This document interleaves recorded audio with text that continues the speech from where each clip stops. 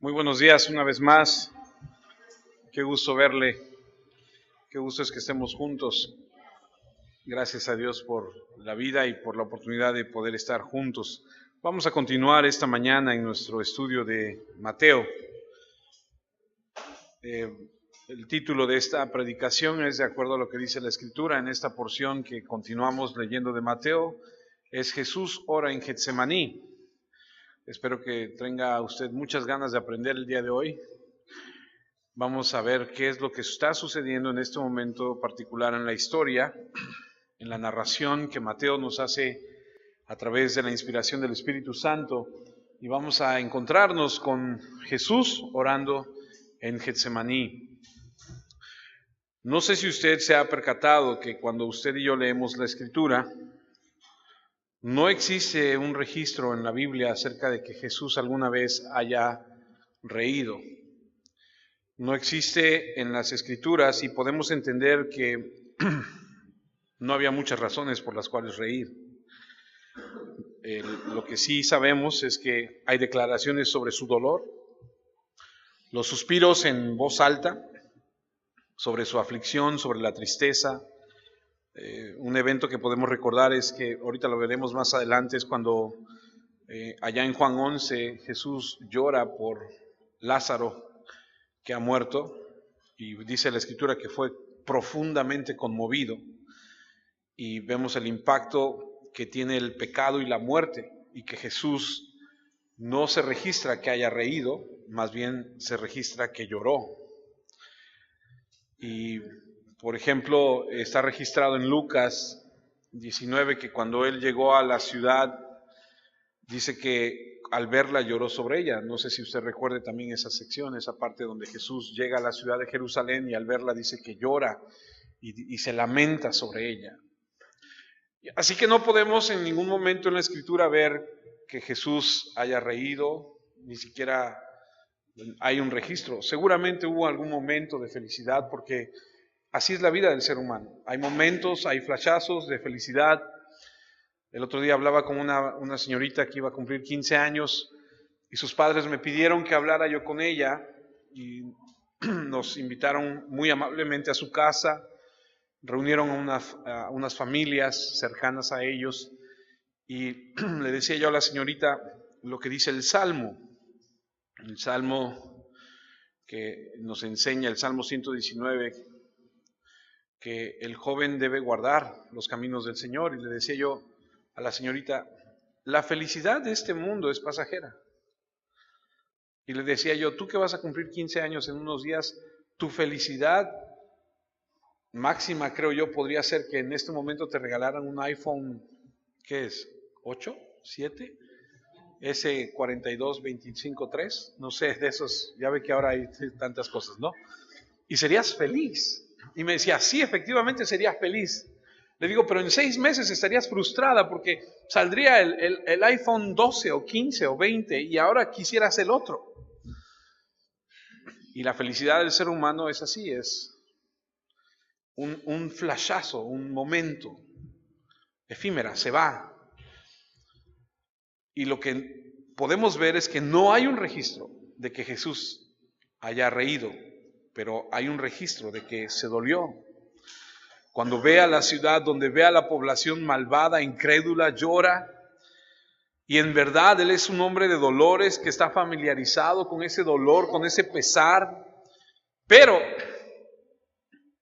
cuando llegamos a Mateo 26, a donde Jesús está en el Getsemaní, no ha habido tristeza, enfermedad, incredulidad, desobediencia, ignorancia, rechazo que pueda igualar el dolor que vamos a experimentar en este texto de Mateo 26 esta mañana.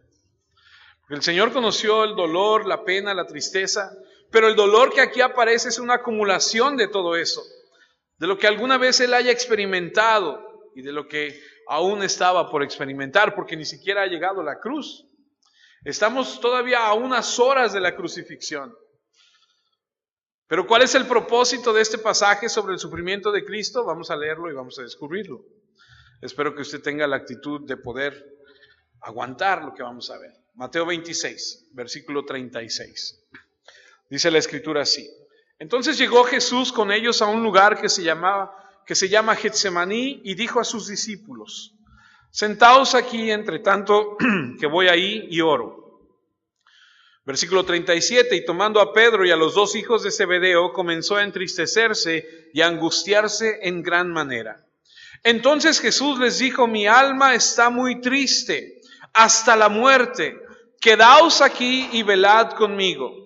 Yendo un poco adelante, se postró sobre su rostro, orando y diciendo: Padre mío, si es posible, pasa de mí esta copa, pero no sea como yo quiero, sino como tú. Vino luego a sus discípulos y los halló durmiendo, y dijo a Pedro: ¿así que no habéis podido velar conmigo una hora? Velad y orad para que no entréis en tentación. El espíritu a la verdad está dispuesto, pero la carne es débil.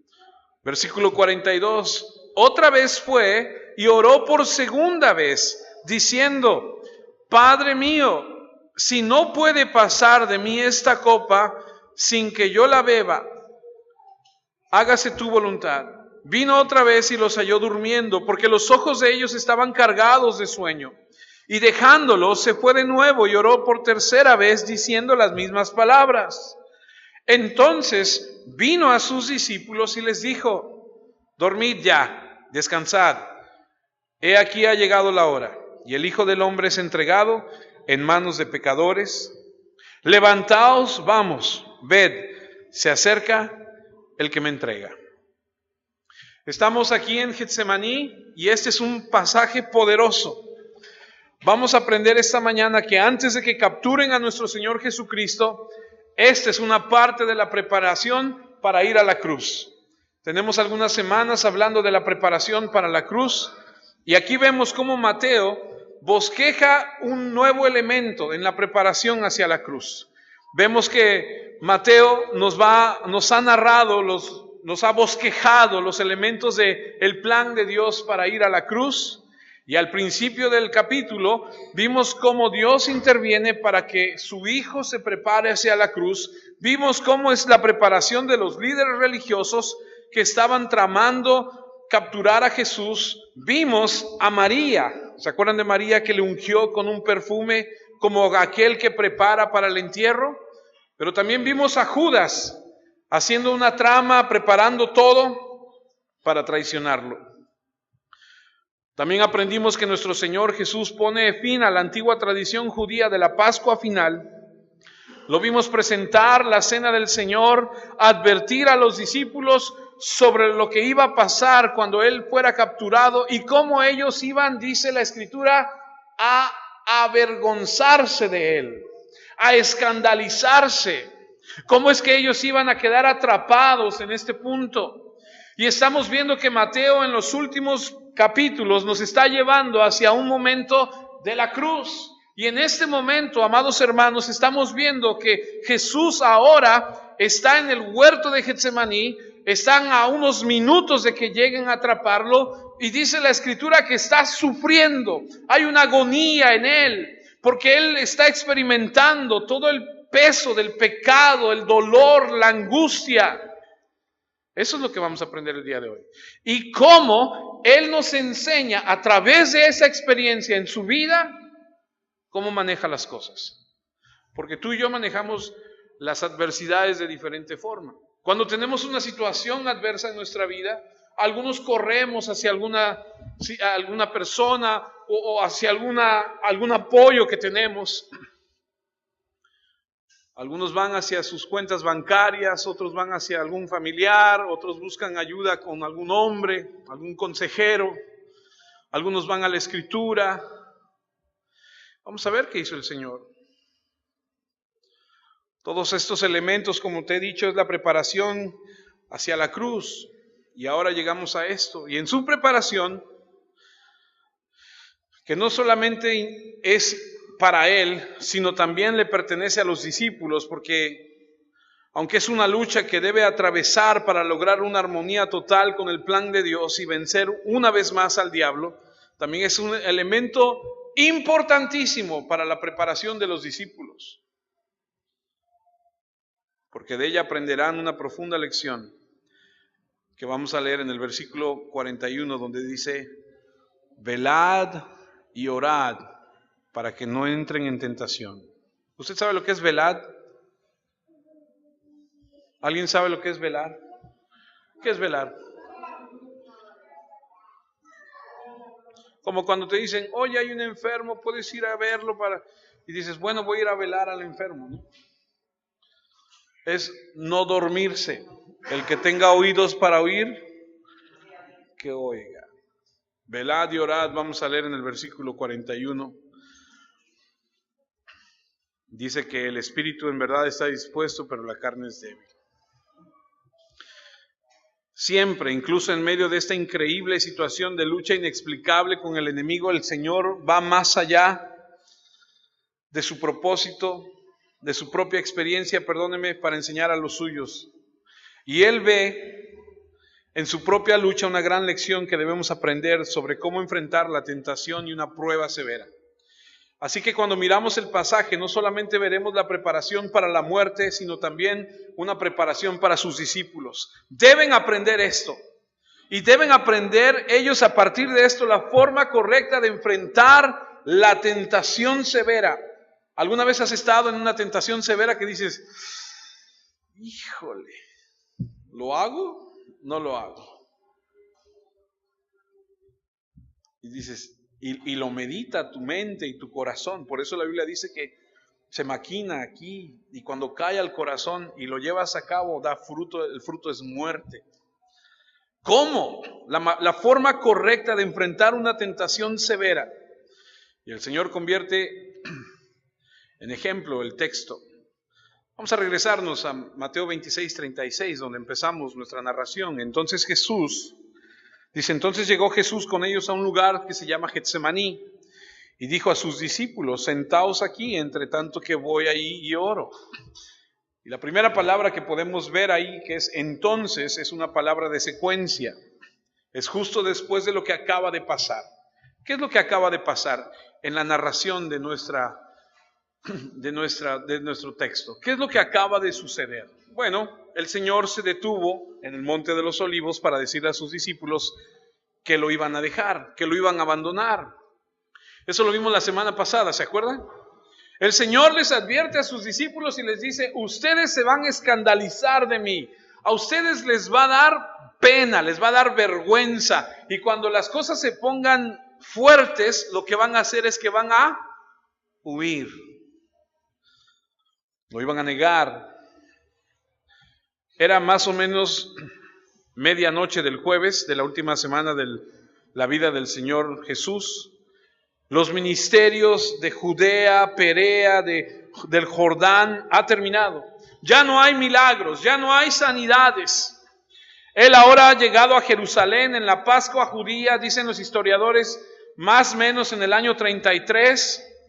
Ha venido no solo para asistir a la Pascua, sino para convertirse Él en la Pascua.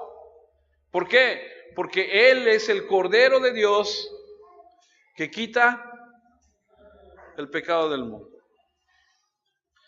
Están en el jardín en este momento, en un tiempo breve, Jesús será tomado prisionero. Ahora, este Getsemaní es un jardín, es un lugar apartado de la ciudad. Usted debe entender que cuando la historia nos narra que el jardín de Getsemaní no estaba en la ciudad, los jardines eran privados y la gente tenía sus huertos en la parte de afuera de la ciudad. Él es un lugar lejos de la multitud, del ajetreo de la ciudad, un lugar donde podías ir y poder estar solo por un momento. Y el versículo 37 de Mateo 26 dice que tomando a Pedro y a los dos hijos de Zebedeo. Alguien dígame quiénes son los dos hijos de Zebedeo.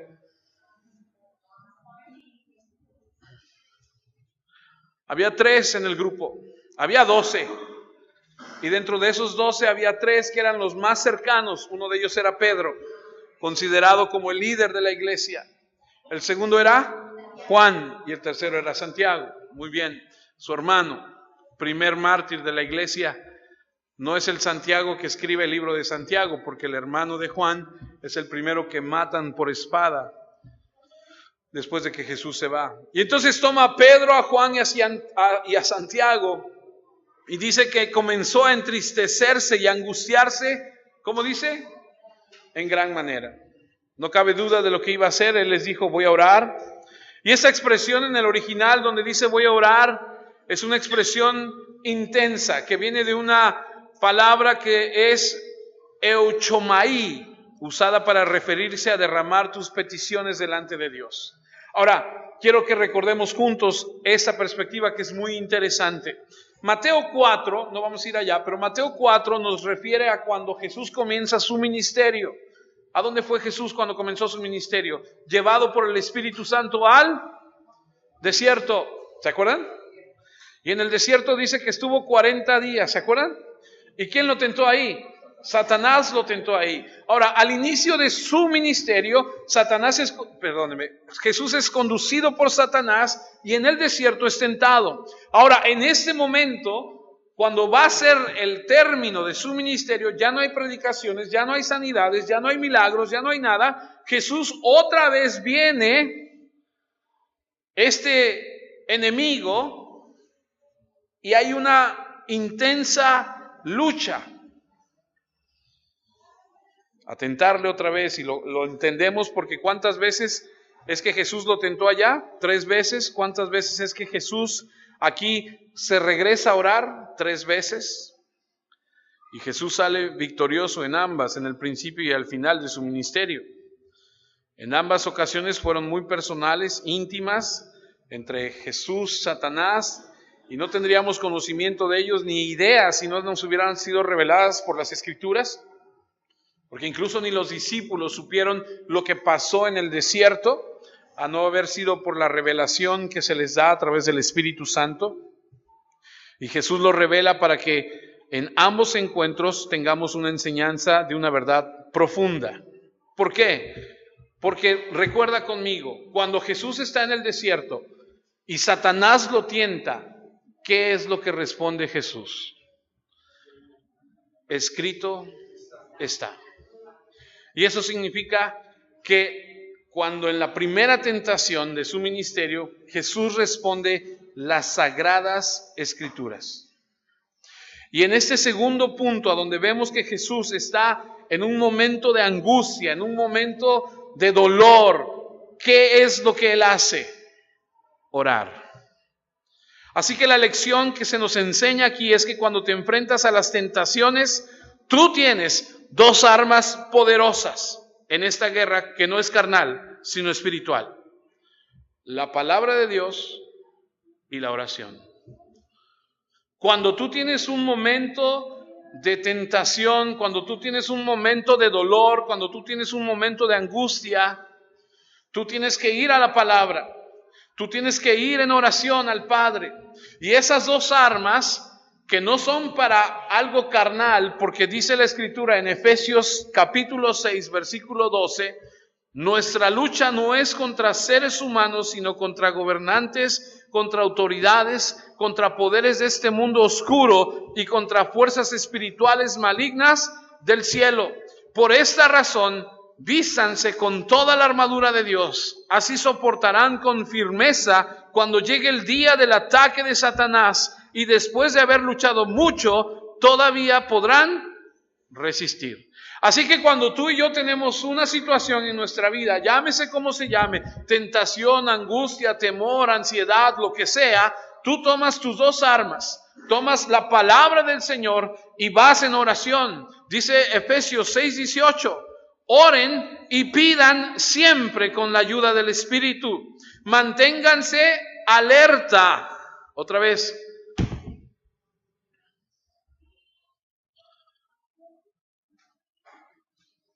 No podemos bajar la guardia. No podemos dormirnos. No podemos echarnos sobre una hamaca, perdónenme la expresión, y decir, ya somos cristianos, ya no pasa nada, gloria al Señor, jajaja, jijiji, todo está bien. No. Manténganse alerta y no dejen de orar por todo el pueblo santo. Jesús está completando la lección que comenzó en la tentación temprana de su ministerio, enseñándoles que si van a manejar la tentación, la manejen con la fuerza de la palabra y el poder de Dios buscado mediante la oración. ¿Cómo vas a salir victorioso de una situación? ¿Con tus fuerzas? ¿Con tus capacidades?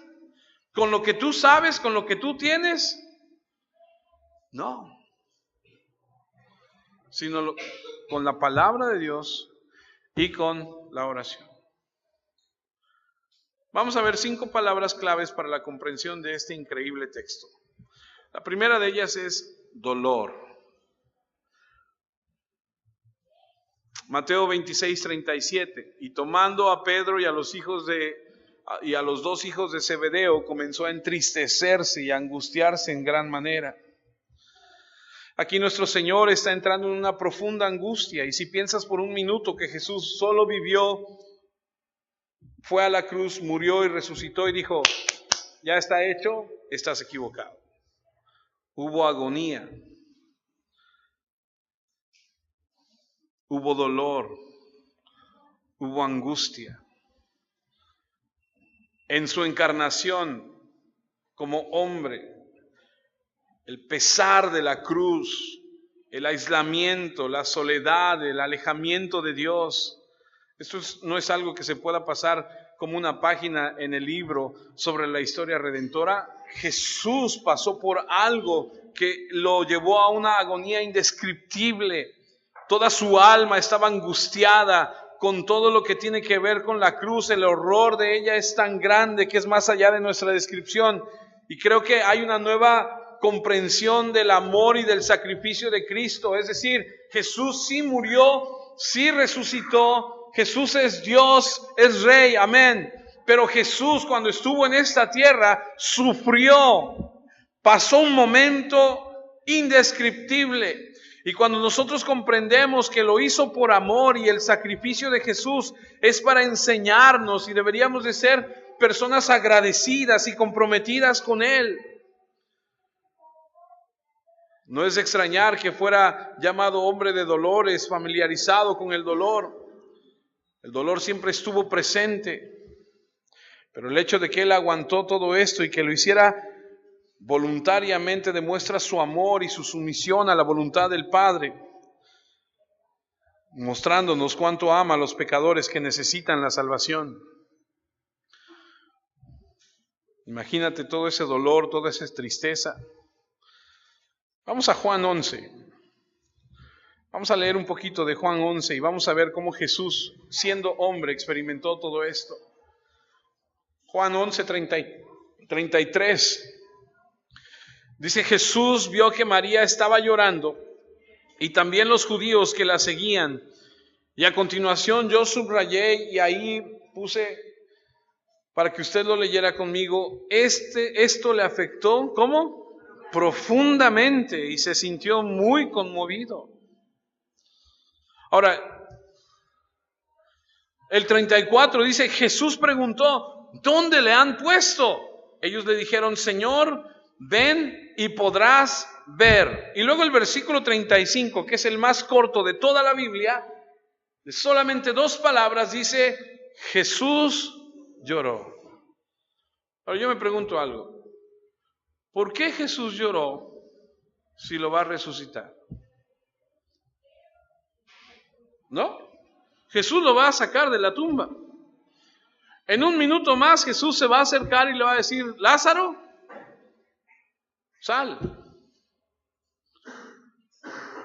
Y me encanta que dicen unos historiadores, algunos estudiosos de la Biblia, que tiene que llamarlo por su nombre, porque si nada más le dice, levántate tú que duermes, se levantan todos los muertos. Así era su poder. Pero vemos que Jesús en el camino hacia esa tumba no fue un camino fácil, sino un camino de dolor, de gemir por la tristeza, que finalmente derramó lágrimas cuando empezó a anticipar el significado del pecado y la muerte, incluso en el caso de su amigo Lázaro. Pero me pregunto, ¿por qué lloraba si estaba a punto de resucitarlo? Creo que ciertamente no lloraba por Lázaro, sino por el poder destructivo del pecado y la muerte que destruye, que entristece. Y la expresión estar triste viene de una palabra muy interesante que es ademoneo, que literalmente significa, escuchen, estar lejos de casa, del lugar de donde estás cómodo con tu familia, donde está el amor, donde estás a gusto, donde eres aceptado. Y este estar profundamente entristecido viene de esa raíz. ¿Alguna vez has estado lejos de casa? Seguramente. ¿Y cómo se siente estar lejos de casa? Horrible. Me acuerdo haber estado en otro país. Cuando estás en otro país y vas a una tienda y ves algo de allá de tu rancho, y dices, ¡ay, esto es de allá de donde yo soy! Me acuerdo de haber estado en Estados Unidos y entrar a una tienda y ver una cerveza de esa. ¿Cuál es la que hacen aquí en Orizaba? Esa, y la veo y la volteo y dice Orizaba, Veracruz. Y ¡uy! Es lo más cerca de mi tierra que puede haber, y me contentaba, porque no tomaba yo ni tomo, pero te da una nostalgia, te da eso que dicen el mal del indio, que ya quiere regresar a su casa. Estar lejos de casa.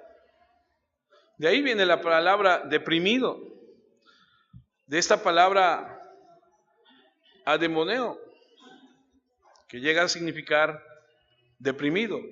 Mire lo que se dicen, los estudiosos dicen que este salmo tiene que ver con el Mesías. Acompáñame a leerlo. Lo vamos a leer todo, no es muy largo, lo vamos a leer todo. El Salmo 42.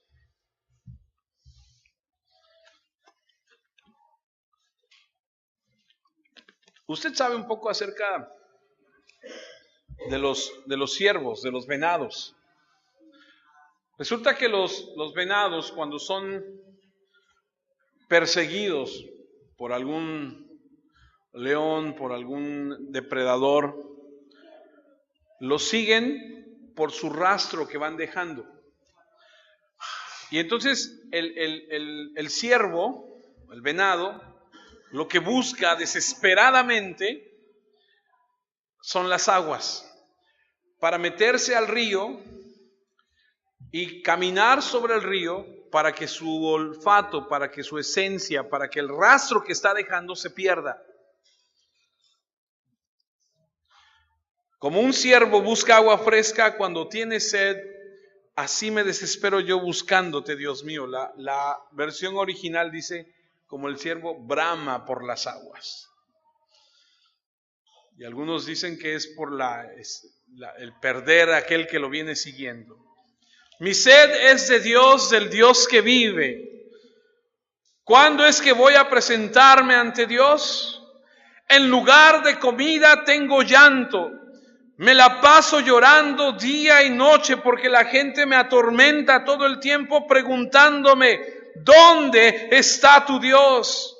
Mi corazón se destroza. Recuerdo esto, me acuerdo de cuando guiaba a las multitudes a la casa de Dios, de las alegres canciones de alabanza y agradecimiento de las multitudes en fiesta.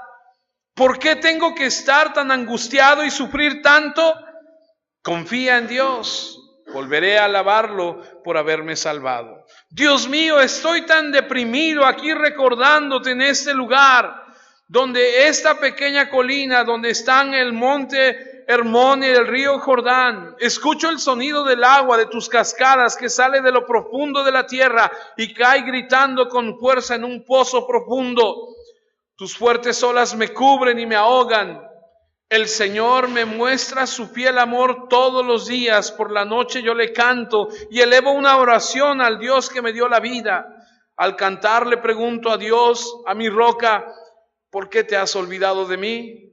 Quiero saber por qué debo aguantar tanta crueldad de mis enemigos. Me duelen hasta los huesos ante la burla de mis enemigos que todo el día me preguntan, ¿dónde está tu Dios? ¿Por qué tengo que estar tan angustiado y sufrir tanto? Confía en Dios. Volveré a alabarlo por haberme salvado. Dicen algunos estudiosos que este es una manera mesiánica, más bien es una describiendo la experiencia de Cristo. ¿Qué es lo que provocó tanta depresión? ¿Qué es lo que provocó tanta angustia, tanta tristeza? ¿Qué es lo que había sucedido?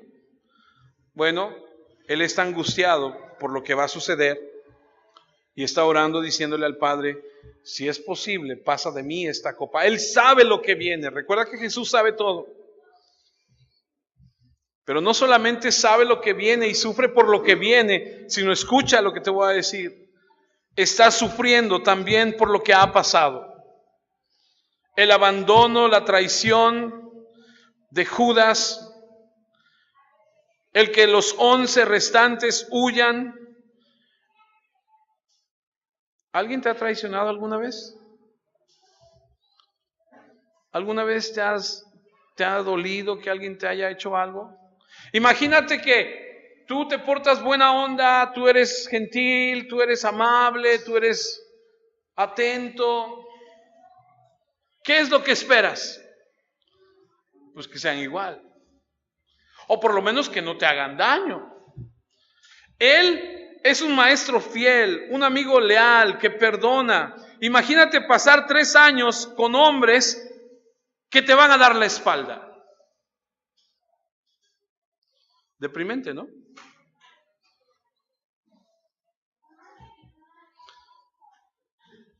Está la negación de Pedro.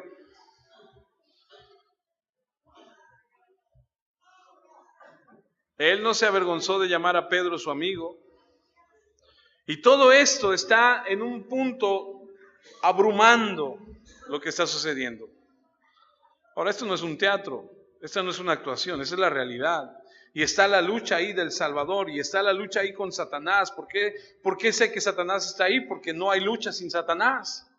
Dice el versículo 38 de Mateo 26, entonces Jesús les dijo, mi alma está muy triste hasta la muerte. Quedaos aquí y velad conmigo. Extremadamente triste. Mi alma, mi persona interna, mi persona real, aquí adentro de mí, me estoy ahogando de esta pena. Cuánta tristeza hay dentro de mí hasta la muerte. ¿Alguna vez te has sentido así, tan triste aquí adentro, aquí, que te duele el alma, que te duele todo, que dices, no puedo más? ¿Sabes que esa tristeza te puede matar?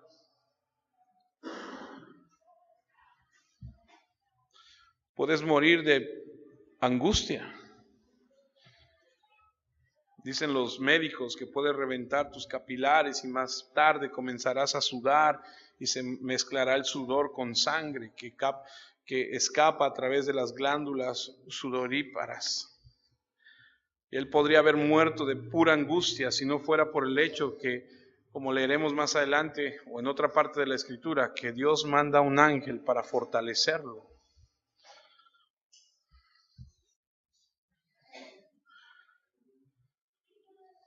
Creo que pudo haber muerto antes de llegar a la cruz, pero tenía que ir a la cruz. Y por eso, y ahora entendemos que cuando Él va a la cruz, entonces Él no tarda mucho en morir. De hecho, sabemos que no le rompen las piernas como a todos los demás que se resisten en morir. La angustia era tan grave que la muerte era inminente. Así que no podremos ver la cruz como si fuera un evento aislado de angustia. Su vida fue una vida de tristeza, de angustia. ¿Por qué? Porque venía a la cruz. ¿Y sabes qué es lo más tremendo? Que lo hizo por ti y por mí. ¿Y sabes qué es lo más tremendo? Que un día nos van a juzgar por eso. Y nadie va a poder decir, de los que estamos aquí, yo no sabía.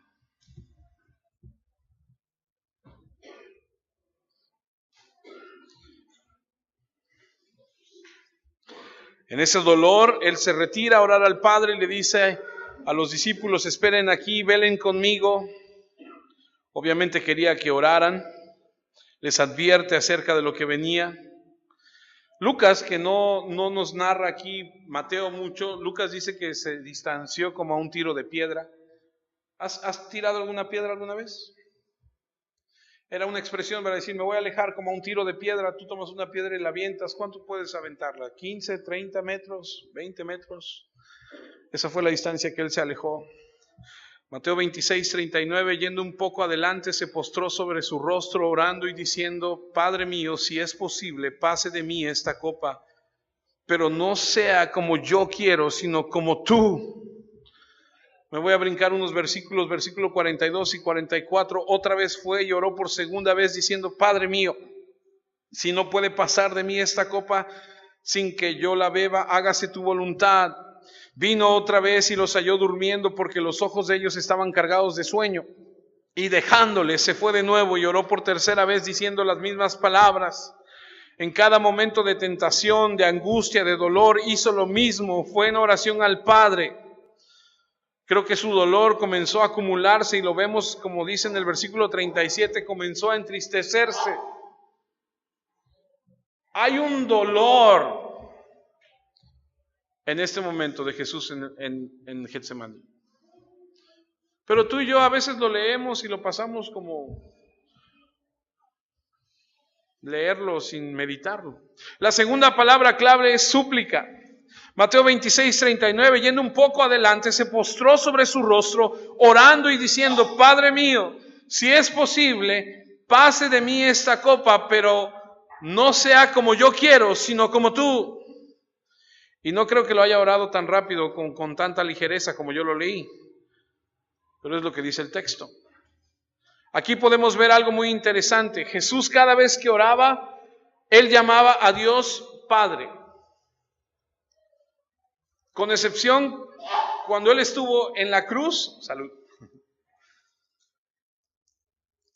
Cuando Él estuvo en la cruz y Dios volteó su rostro sobre Él, de Él, esa famosa frase, Elí, Elí, lama sabactani, ¿por qué me has abandonado? Pero aquí vemos, y espero no equivocarme, y algunos de ustedes teólogos que después pueden investigar más, creo que es la única ocasión donde le dice, Padre mío. Y lo toma como muy íntimo, muy personal. Cada vez que Jesús oraba le decía a Dios Padre, y los judíos se ponían de pestañas y se enojaban y rasgaban sus ropas porque ellos no podían referirse a Dios como su Padre. Ellos se referían a Dios como el Padre de toda la nación, pero nadie se atrevía a hacer lo suyo. Y aquí vemos que Jesús le dice, Padre mío. Pero Marcos incluso lo registra que Jesús le dice, Papá. Le dice, Abba. Abba, Padre. Es como decirle, papá, algo más íntimo. Hace años nos referíamos a nuestros padres de tal forma que era mucho respeto. Padre, le hablábamos de usted. Después pasó de ser padre a papá, papito, y ahora nos hablan hasta de tú, o hasta por nuestros apodos. Algunos les dicen osito, gordito, etcétera, etcétera. Ya no hay esa figura de paternidad que había antes.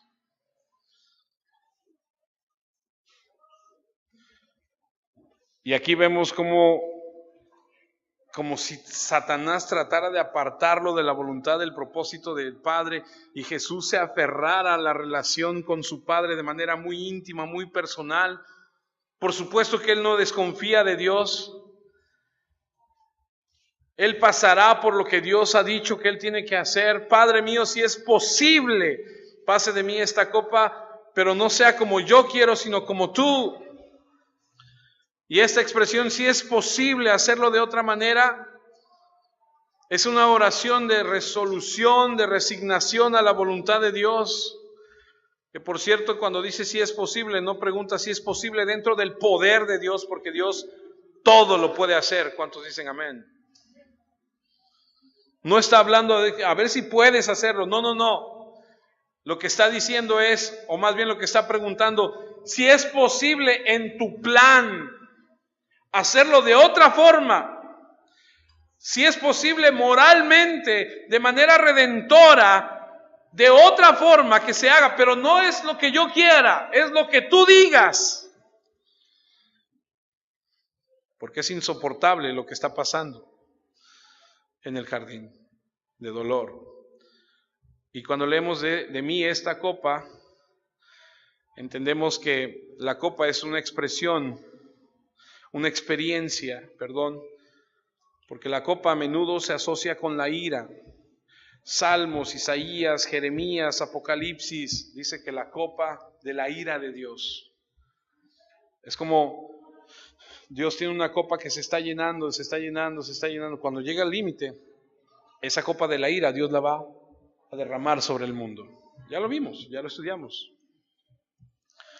Y Cristo tenía que beber de esa furia sobre el pecado, el poder de la muerte, la culpa, la iniquidad. Todo estaba en esa copa y debía pasar por esa experiencia y deseaba escapar si hubiera alguna otra manera. Pero recuerden que Él dijo, he venido a cumplir este propósito. Ha venido al mundo a hacer la voluntad del Padre y fue con un compromiso total. Y en medio de la tentación, en medio de esta situación, clama a Dios. Y entonces aprendemos aquí, amados, que no solo es acerca de Cristo, no solo estamos aprendiendo acerca de su sufrimiento, lo cual es algo maravilloso de aprender, porque cuanto más sepamos de su sufrimiento, más entenderemos su amor, y mientras más entendamos de su amor, más agradecidos deberíamos de estar. Porque de tal manera amó Dios al mundo, que dio a su Hijo unigénito. El problema es que no comprendemos la dimensión de su amor, lo tomamos como algo religioso, como algo del domingo nada más, vamos a ir a la iglesia, es parte de nuestra agenda y decimos, bueno, ya cumplí, ya vine, medio me acuerdo de qué fue la semana pasada, ay, tiene 3 semanas que no vengo, ay, la próxima semana no voy a poder venir, Señor, perdóname, tú sabes que te amo, tú sabes cuánto yo te necesito, pero tengo que ir a Veracruz. ¿Está mal ir a Veracruz? No, no está mal ir a Veracruz, está mal ir a pasear, no está mal. Lo que está mal es que hagamos de nuestro Señor una agenda y digamos, nos toca ir a la iglesia este domingo. No, Dios no puede ser un evento en una agenda. Dios es todos los días hasta el día que Él nos llame a cuentas. No podemos vivir una religión.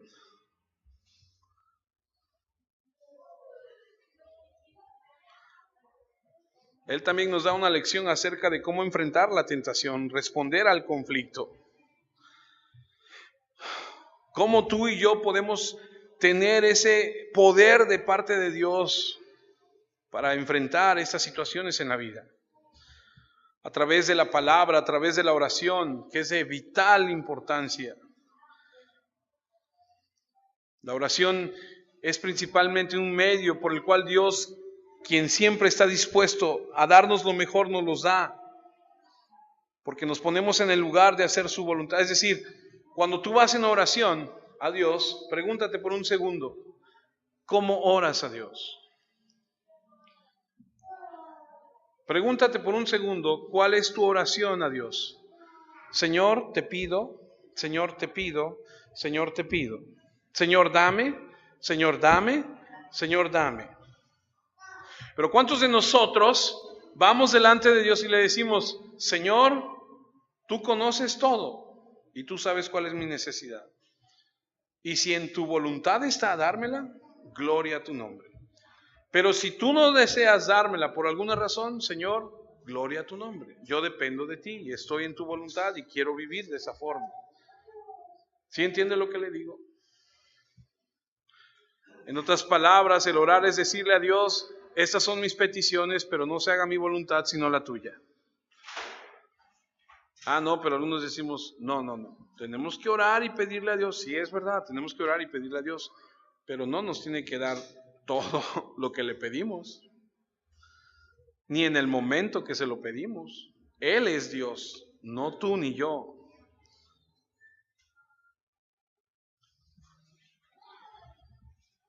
Satanás incluso quiere desviarnos de la voluntad de Dios para que busquemos satisfacer nuestros propios deseos, desviarnos de la obediencia para lograr lo que queremos, y la oración nos alinea a ese lugar perfecto de bendición. Tercera palabra, dormir. Estaban durmiendo en el momento de mayor conflicto espiritual en la historia del mundo. Estaban durmiendo cuando deberían de estar orando. Fueron absolutamente indiferentes a las agonías de Jesucristo. Ni siquiera podían permanecer despiertos para orar por su propio Maestro.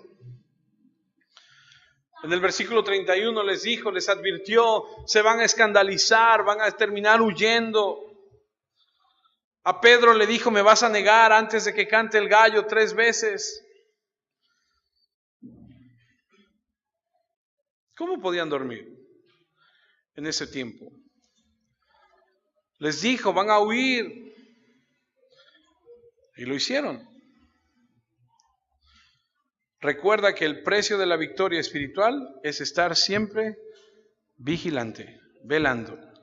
Mateo 26, 40 y 41. Vino luego a sus discípulos y los halló. ¿Cómo los halló? Y dijo a Pedro, ¿así que no habéis podido velar conmigo 1 hora? Velad y orad para que no entréis en tentación. El espíritu, la verdad, está dispuesto, pero la carne es débil. Ahora tú podrás decirme, oye, no inventes, será medianoche. O sea, medianoche todo el mundo tiene sueño, ¿no?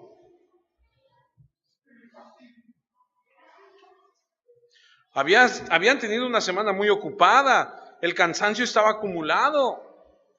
Es más, acababan de cenar cordero.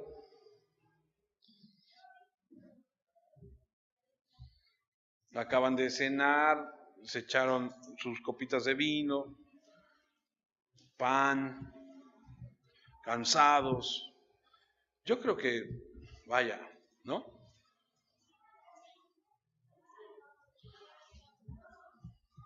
Y luego caminaron un montón, salieron de la ciudad y se fueron al monte. Lucas dice que estaban somnolientos, se fueron a dormir por causa de la tristeza, estaban todos deprimidos, todo lo que les ha dicho. Pero no sé si a ti te ha pasado, pero en momentos difíciles de la vida, cuando está la situación bien difícil, tú te vas a dormir y dices, ay, ya, mañana, ya. ¿Y te duermes? Porque a veces la angustia es tal que no puedes dormir. No sé si le ha pasado, pero de repente dices, no pude dormir. ¿Por qué? Es que estoy bien preocupado. ¿Qué está pasando? Tengo un problemón y no sé cómo hacerlo y no puedo dormir por más que intento dormir. Nada más cierro un ojo y estoy así con un ojo y el otro no. ¿No te ha pasado?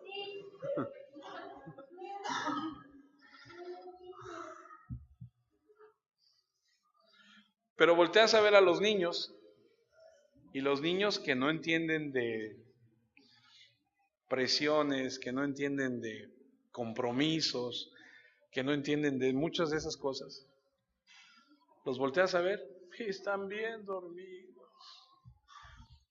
Y como decimos a veces, mira, duerme como si no le debiera a nadie, ¿verdad?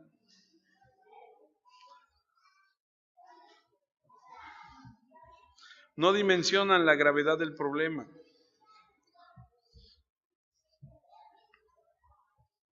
Como que pues no tienen mucho conocimiento de la gravedad del problema. Y eso me lleva a pensar que los que duermen cuando tienen que estar velando son inmaduros. No entienden. Ahora, no nos sorprende que Pedro, Santiago y Juan se durmieran, porque también se quedaron dormidos en la transfiguración. ¿Se acuerdan? Cuando Jesús les muestra su gloria, ellos están durmiendo. A mí no me gustaría que estuvieran durmiéndose en las primeras filas de esta iglesia. Ya con los que tengo es suficiente, ¿no? Me refiero a los de aquí enfrente, ¿no? No que se duerman, sino que... Mateo 26, 42. Otra vez fue y oró por segunda vez diciendo, Padre mío, si no puedo pasar de mí esta copa sin que yo la beba, hágase tu voluntad. Vino otra vez y los halló durmiendo, porque los ojos de ellos estaban cargados de sueño. Y dejándoles, dice el 44, se fue de nuevo y oró por tercera vez diciendo las mismas palabras. Podemos concluir que nunca permanecieron despiertos desde la primera vez. O sea, estaban durmiendo, no pudieron velar. Velad y orad para que no entréis en tentación, dice el Señor. Les había advertido cuando estaban despiertos y ni siquiera esa advertencia pudo mantenerlos alerta. Regresó a orar y ellos durmiendo nuevamente. Dice que los ojos de ellos estaban cargados de sueño. Cuando debes velar, cuando debes estar atento, no puedes irte a dormir. Mateo, siguiente palabra es fuerza, y esta me encanta. Mateo 26:45. Entonces vino a sus discípulos y les dijo: dormid ya y descansad. He aquí ha llegado la hora y el Hijo del Hombre es entregado en manos de pecadores. Después de regresar por tercera vez y decir: ¿siguen durmiendo? Él viene y dice: llegó la hora. Significa, ahí vienen las antorchas, los palos, las espadas, los soldados, los judíos, ahí viene Judas. Vienen por la ladera del Monte de los Olivos. Y dice Mateo 26:46, levantaos, ¿cómo dice la siguiente palabra? Vamos, ved, se acerca el que me entrega. Él no dice: ahí vienen, vámonos, a lo mejor escapamos, córrele. No. Él cuando llega por tercera vez los ve durmiendo y dicen: ok, ya, tranquilos, ahí vienen, vamos. Él no huye. Hebreos 12:2 dice: fijemos nuestra mirada en Jesús, en quien la fe empieza y termina.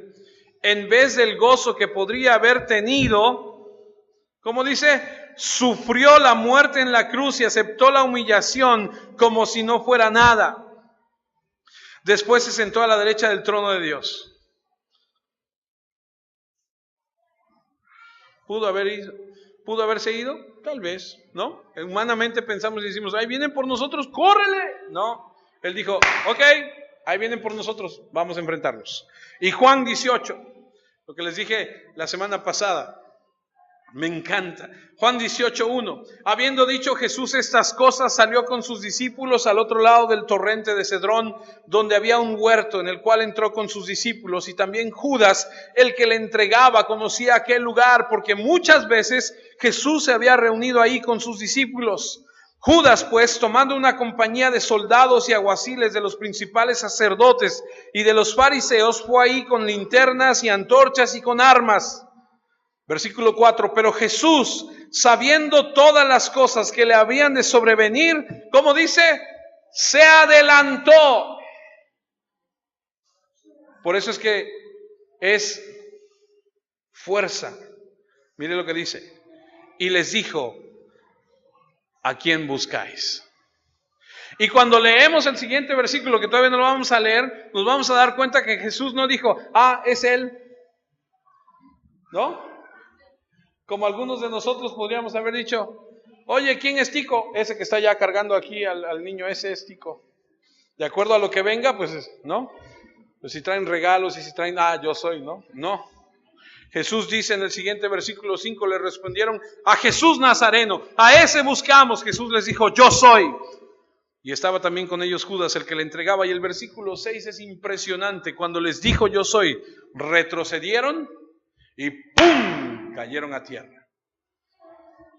El poder de Dios. Yo soy, dice Jesús. ¿Te acuerdas cómo le dijo la zarza ardiendo a Moisés cuando le preguntó: ¿y quién le voy a decir que me manda? Al faraón le dice: le vas a decir que el gran yo soy te manda. Yo soy la puerta, yo soy el camino, yo soy la verdad, yo soy. Es parte de la identidad de Dios en Jesucristo. Yo soy, dijo, y cayeron a tierra. Poderoso, con fuerza. se encuentra con el enemigo. No hay una parte en la Biblia que tú vayas a leer que dice que tengas que huir del demonio. La Escritura dice, resiste al diablo. ¿Y quién va a huir? Él huirá de ti. Lo resistes con la fuerza de la oración y la fuerza de la palabra. En la primera tentación respondió con la palabra y en la segunda con oración. Esa es la espada de doble filo, la palabra y la oración con la que se derrota al enemigo. Cuando dice se acerca el que me entrega, obviamente sabemos que es Judas dirigiendo el desfile de aquellos que van por él. Y por último, la quinta palabra es secuencia. Segunda de Pedro 2:9, ya voy a acabar. Sabe el Señor librar de tentación a los piadosos y reservar a los injustos para ser castigados en el día del juicio. Sabe el Señor librar de tentación a los piadosos. ¿De dónde crees que lo aprendió Pedro? Seguramente de aquí. Entonces, ¿a dónde vas? Acudes a Él. ¿Sabes que en el ejército hay unos que se llaman scouts? ¿Has escuchado de los Boy Scouts? Scouts significan exploradores.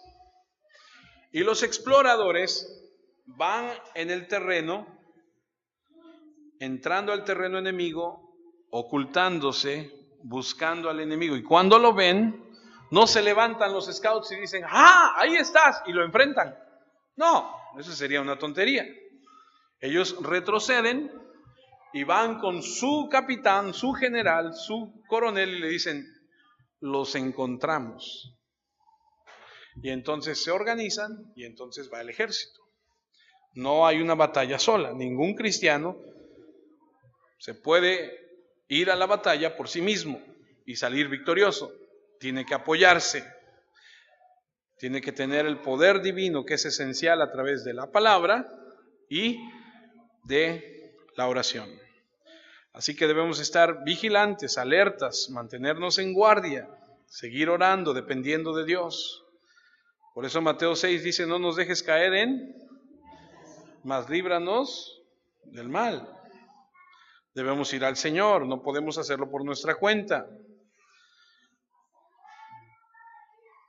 Ellos pensaron que podían hacerlo. Nunca te traicionaremos, nunca te negaremos, jamás nos vamos a escandalizar de ti, nunca vamos a retroceder. Y terminaron haciéndolo.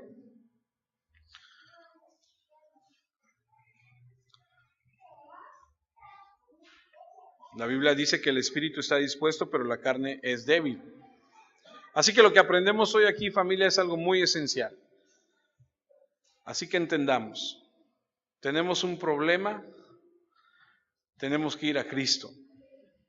Tenemos que recurrir a la palabra. No podemos hacerlo por nosotros mismos.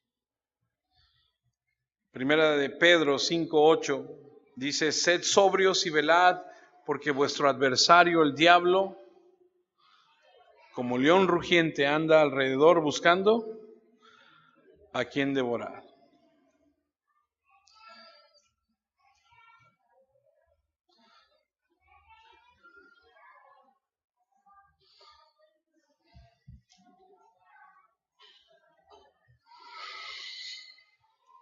Jesús dice que el espíritu está dispuesto, pero que la carne es débil. Y quiero terminar leyendo esta parte de la escritura que está en Romanos 7. Lo voy a leer en una versión Palabra de Dios para Todos que dice, Pablo lo escribe y dice, no sé qué está pasando conmigo. Lo que quisiera hacer no lo hago y resulto haciendo lo que odio. ¿Te ha pasado? Pues yo no quería hacer eso, pero ahí voy otra vez. 16. Como no me gusta hacer el mal que hago, eso significa que reconozco que la ley es buena. Pero en realidad no soy yo el que hace esas maldades, sino el pecado que vive en mí. Y es lo que tenemos. Tienes un espíritu regenerado, un espíritu renovado, y en ese espíritu renovado deseas hacer lo correcto, deseas hacer lo que es bueno, deseas hacer la ley de Dios, los principios, pero también tienes una carne, y eso significa que esa humanidad, esos apetitos carnales, corporales, esos deseos mentales, esos deseos de la humanidad, están en lucha. Y entonces, por un lado, tu espíritu renovado quiere hacer lo bueno, pero tu carne busca satisfacer sus deseos. Y ahí está el estira y el encoge. Versículo 19 de Mateo 7. En efecto, no hago el bien que quiero hacer, sino que hago el mal que no quiero. Entonces, si hago lo que no quiero hacer, no soy en realidad yo el que hace el mal, sino el pecado que vive en mí. Así que he aprendido esta regla: aunque quiero hacer el bien, el mal está ahí conmigo. En mi interior yo estoy de acuerdo con la ley de Dios, pero veo que aunque mi mente la acepta, en mi cuerpo hay otra ley que lucha contra la ley de Dios. Esa otra ley es la ley que impone el pecado. Esa ley vive en mi cuerpo y me hace prisionero del pecado. Y luego dice el versículo 24, eso es terrible. ¿Quién me salvará de este cuerpo que me causa muerte? Dios me salvará, dice el 25. Le doy gracias a Él por medio de nuestro Señor Jesucristo. Así que mi intención es servir a la ley establecida por Dios, pero con mi cuerpo actúo como esclavo de la ley establecida por el pecado. Un día Dios nos va a librar de esa carne que nos lleva a hacer todo esto. Pero no es